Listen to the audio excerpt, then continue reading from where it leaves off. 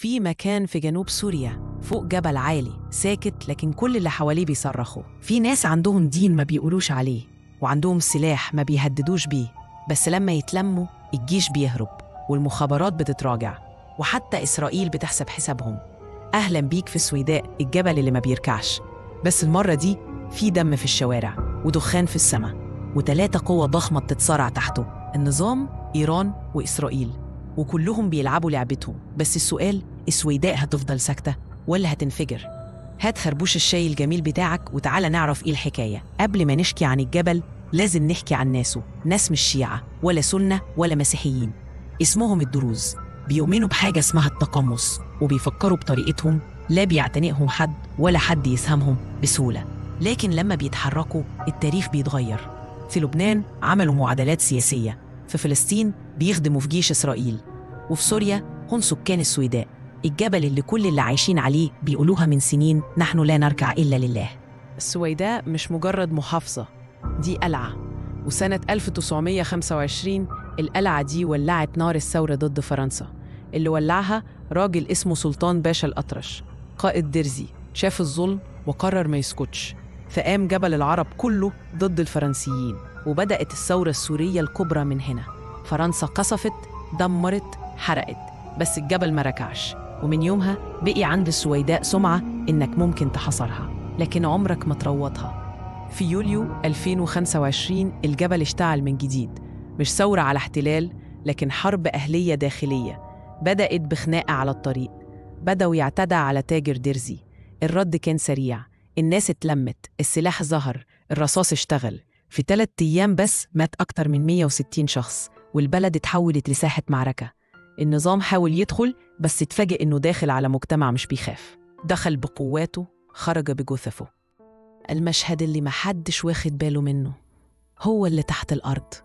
في ناس فوق بتضرب، وفي ناس بتحفر وبتزرع خلايا. إيران من سنين بتحاول تدخل السويداء، مرة باسم الدين، ومرة بالسلاح، ومرة بتخويف العشائر. لكن الدروز مش شيعة ومش سهل يخترقوا، فإيران بدأت تلعبها من بعيد، تسلح، تفتن، تسيب النظام يتوحش علشان تبان هي المنقذ. بس السويداء ما بتنساش مين بيلعب ضدها، حتى لو لابس حمامة. فجأة في عز المعركة إسرائيل دخلت المشهد، طياراتها ضربت مواقع للنظام في دمشق والسويداء، وقالت إحنا بندافع عن الدروز. بس السؤال الحقيقي، هي إسرائيل بتخاف على الدروز ولا عايزة تمنع إيران والنظام من السيطرة على الحدود؟ إسرائيل عندها دروز في جيشها، وعندها مصالح أكبر من الطائفة، ودايماً بتستغل كل نار في سوريا علشان تعزز قوتها. فهل هي حامية ولا فاعل بيلبس قناع الرحمة؟ في 15 يوليو اتفقوا على وقف إطلاق النار. قوات النظام انسحبت، والمشهد بقى في إيد أبناء الجبل. بعض الشيوخ قالوا كفاية دم، وبعض الشباب قالوا ما ننساش اللي حصل. وبقى الجبل منقسم بس متحد في شيء واحد: الكرامة مش للمساومة. السويداء ما كانتش أبداً لعبة سهلة، مش علشان عدد سكانها كبير، لكن علشان تاريخها مليان مقاومة، وسكانها عندهم ذاكرة من نار. دلوقتي الكل بيحاول يرسم خريطة جديدة لسوريا، بس محدش قادر يرسم خط واحد فوق الجبل، لأنه الجبل له ناسه وله روحه وله كلمته.